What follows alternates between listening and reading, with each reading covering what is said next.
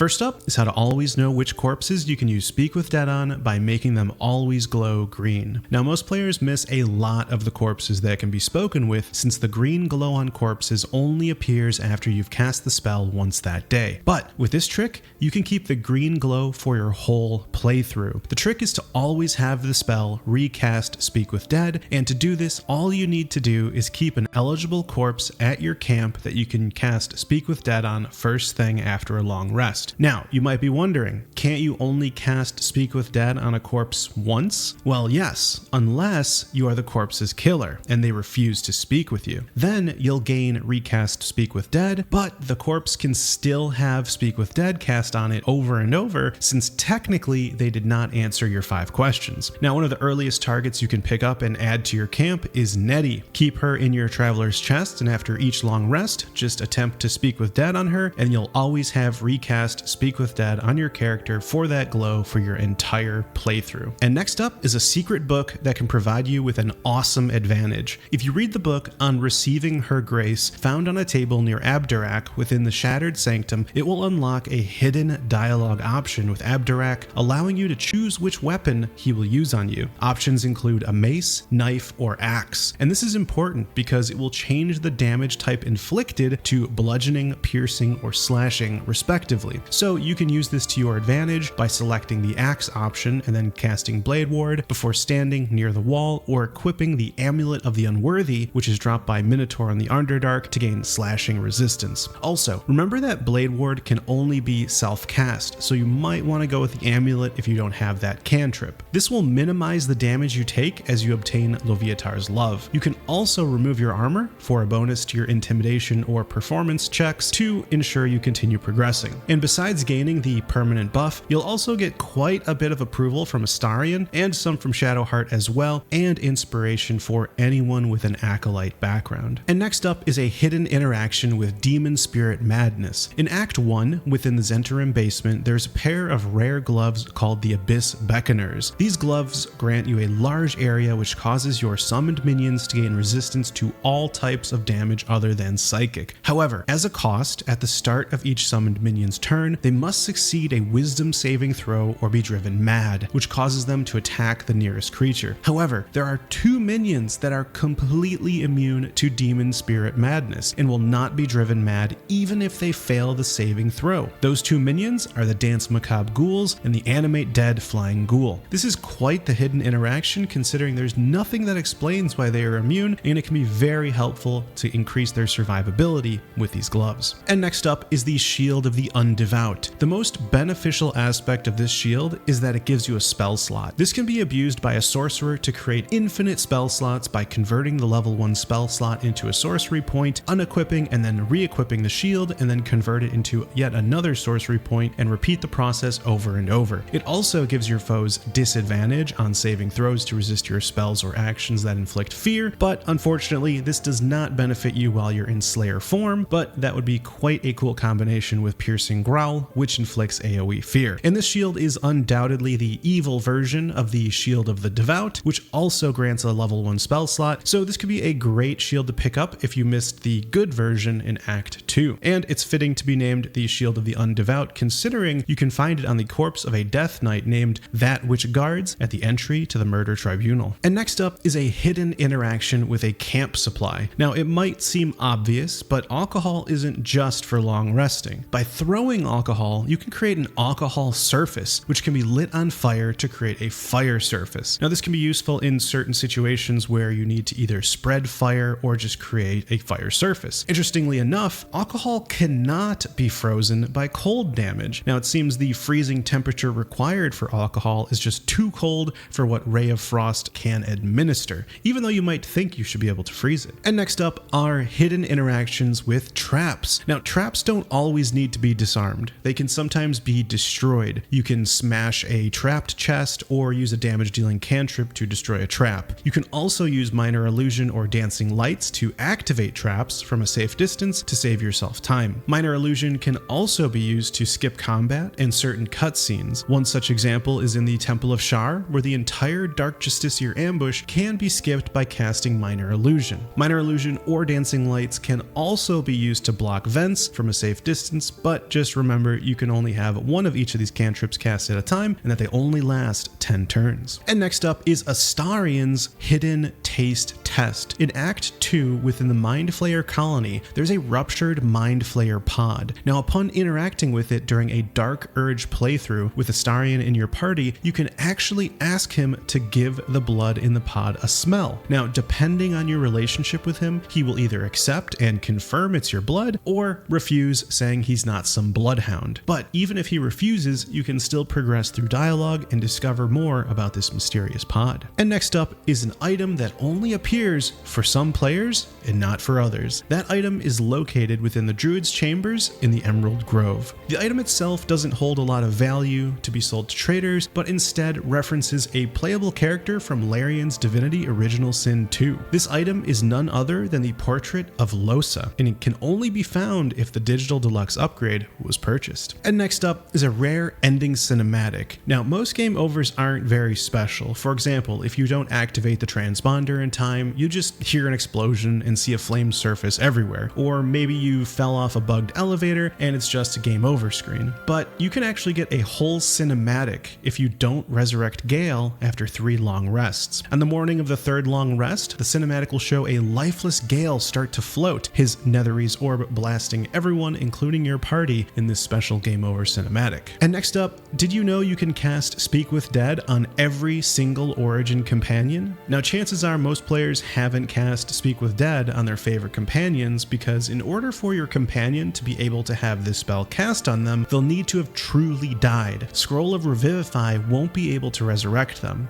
And interestingly, it's only Origin companions. Minx, Jaheira, Halsin, and Minthara can't have Speak with Dead cast on them. It's also interesting to hear the companions' lines spoken from beyond the grave rather than how they speak normally as well. And last up is an interesting interaction when completing the quest Reclaim the Blue Jay's Nest. This quest can be started by having the Speak with Animals condition and talking to the Blue Jay located on the Rosymorn Monastery Trail. The bird claims his nest was stolen by eagles, and by defeating these eagles with non-lethal damage turned on, you can actually see the Blue Jay swoop in and deal the finishing blow to both the eagles before thanking you for helping him reclaim his nest. Now, this somewhat shocking interaction aside, if you question the Blue Jay on the trail, he'll actually admit that he stole the current nest he's in. And in 5th edition D&D, eagles are neutral good aligned, suggesting that this murderous Blue Jay is lying. Not to mention, the eagle's nest is much too large for a Blue Jay. And those are 11 hidden interactions that you may have missed in Baldur's Gate 3. Thanks so much for watching as always, and I will see you in the next video. Take care.